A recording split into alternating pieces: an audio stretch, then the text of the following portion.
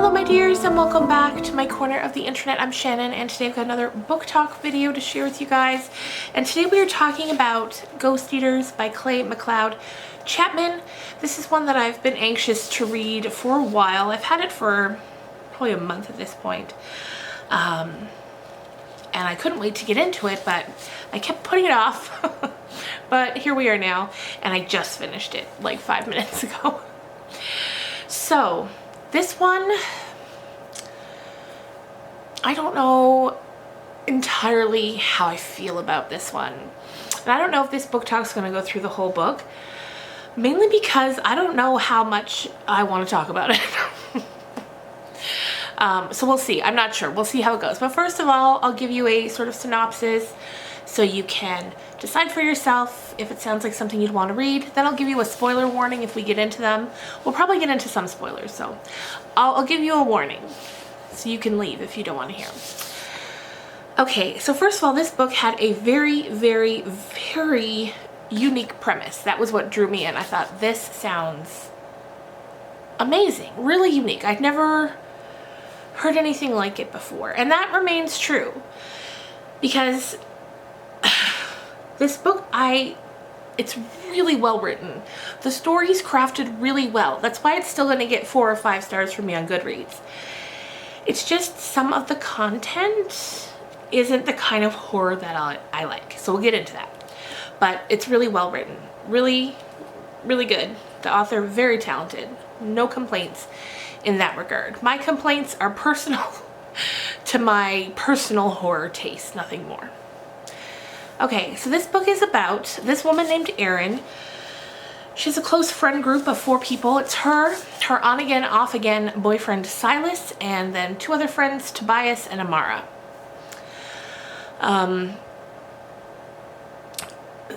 Erin and Silas's relationship is just, it's chaotic, to put it mildly. Like I said, they're on again, off again, but even their friendship, like, it's toxic, it's obsessive. It's a mess. Anyway, so right at the beginning of the book, we see Silas.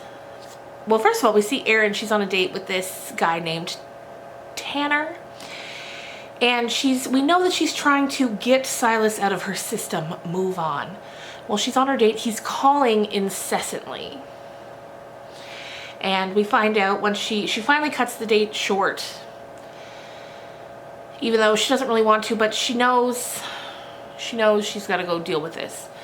So the voicemails, we learn Silas is in rehab for a very bad drug addiction.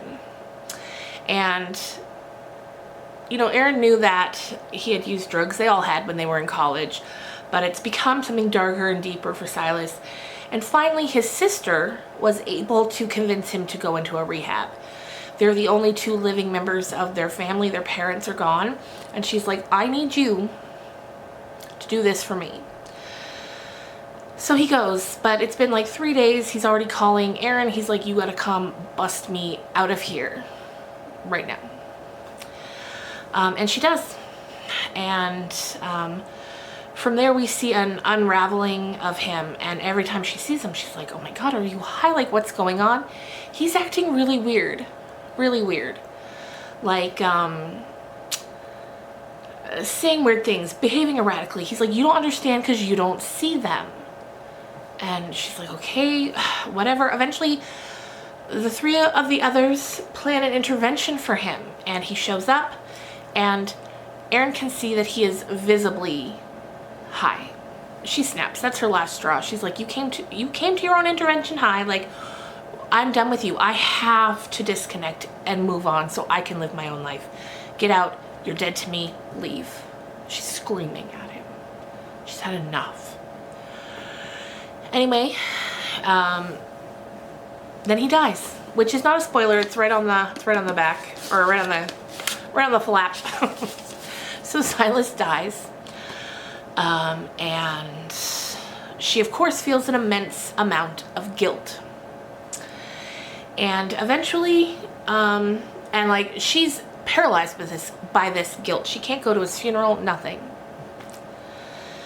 So eventually, Tobias, one of their friend group, comes to her and he's like, listen, what if I told you that there was a way for you to connect with Silas? And she's like, what do you mean?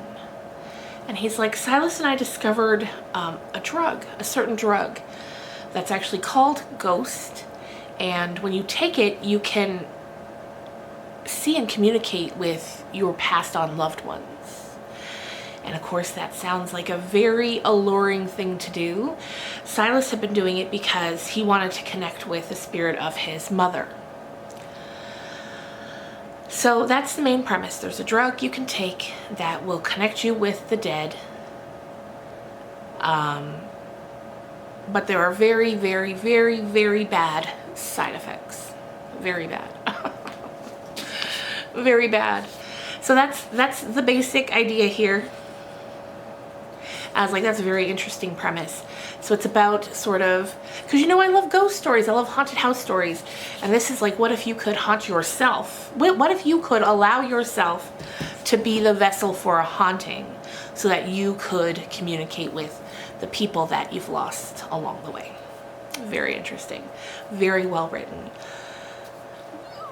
Enjoyed it. I think I'm going to go 4 stars. So now, if you don't want any spoilers, and that sounds good to you, click away. But before you do, let me just tell you this. What I didn't know that was the problem for me personally, because of my own personal horror tastes. There's a lot of body horror in this. Really weird things happening to people's body. And that's what I don't like. I don't like body horror. It's usually, if I hear that's in a book, I'm like, nope. And I don't just mean like being possessed. I mean like disgusting things. So if that's not for you, I get it. Don't read this. But I thought it's well written, like I said. I do want to stress that. I think it's a good book, just not for me. So get out of here if you don't want the spoilers. And now let's get on into it. Well, I'm not going to go through point by point everything that happens in this book because I don't want to talk about it. But basically, the really terrible side effects that Erin quickly learns after the first time that she does the drug is that it sticks with you. Once you've unlocked this part in your mind, even the next day once the drugs have worn off, you can still see them.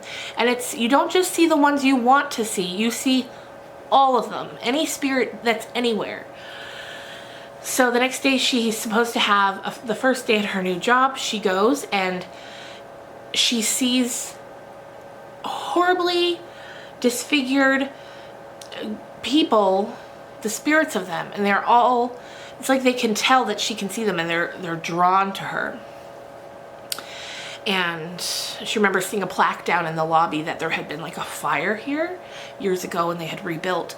And so what she's seeing are the people that perished in that fire. And she ends up acting real weird, losing her job that day because at one point she is screaming after she had been vomiting. And they didn't want any part of her.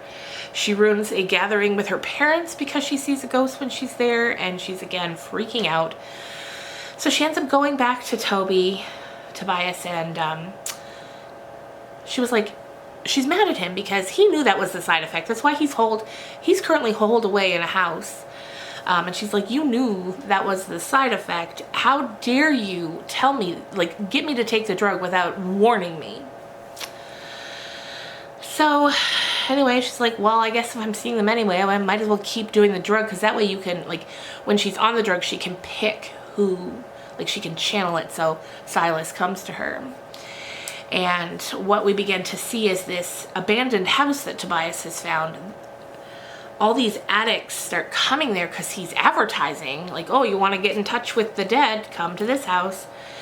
It's filling up with addicts, and it's very sad. It's very depressing seeing this all play out from all of their points of view. It's very dark in a way that doesn't feel good, which might sound funny, but you know, sometimes you're reading something dark and you're like, okay, this is a little fun. This isn't. It's very sad.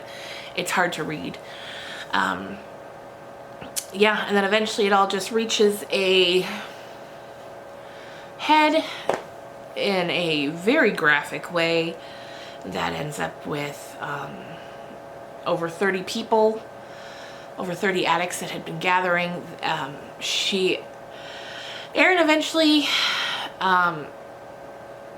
ends up getting clean, and then she goes back to the house, and she ends up burning it down, and a lot of addicts that had been possessed by ghosts ended up dying. And then we get one scene right at the end. So the town has rebuilt this cul-de-sac, and where there's a new house where their old house where they would do the drugs was. And she's standing there, and she sees in the backyard under the tree. So she wanted to come and see the new house. And she sees in the backyard underneath a tree there's a cluster of mushrooms growing. And mushrooms was the form that this drug took. It was a special kind of mushroom grown in a very special way. And the special way that that mushroom is grown is in soil that has the compost of people who had done the drug before. So it's grown in, like, humans are used as the fertilizer. And Erin didn't know, but that's what Tobias had been doing in this house in the basement. Before she burned the whole house down, anytime anyone would overdose and die, unbeknownst to her, he was taking their bodies down to the basement and using it to grow more of the drugs. So anyway, she's at this house, newly built house. She sees a cluster of little mushrooms in the backyard, and she tells herself, don't go back there, don't. And she goes back and she plucks one of the mushrooms. And the voice in her head is saying, don't. Like, she's finally clean. She still sees the spirits everywhere. That's not going away, but she's learned to sort of deal with it. But she's like, don't take that drug. Don't do it. And at the very end, she slips it into her pocket. And we kind of know that she will probably be doing it because, you know, Silas. And that's it. That's a rushed version of what happened. Like I said, very good. There were some parts though, like when the body horror was getting to me, I would skim through the paragraphs because I couldn't. I can't deal with that. Ghosts, hauntings, things like that, it's all good, but the body horror, I don't do it. So I will say this book is different than I thought it was going to be. I thought it was going to be more of a ghost story, strictly. And it is. I mean, don't get me wrong, it's very much a ghost story, but it's also a sad story about addiction. The lengths people will go to not let go. And it's heartbreaking. It's heartbreaking. One of the women that eventually shows up at the house is like a middle-class mom whose baby died. And she's desperate to see him again. And then, of course, her life gets ruined because of this drug. So, very sad. But well written. And if that sounds like something you would like, if you don't mind body horror, weird things happening to people's bodies, then go ahead and enjoy. So yeah, thanks so much for watching, you guys. The next book talk, which should be coming up in a few days, is a cozy mystery. I haven't really read a cozy mystery in a long time, and this one involves a librarian and a library, and I can't wait. So I'll see you then, guys. Bye.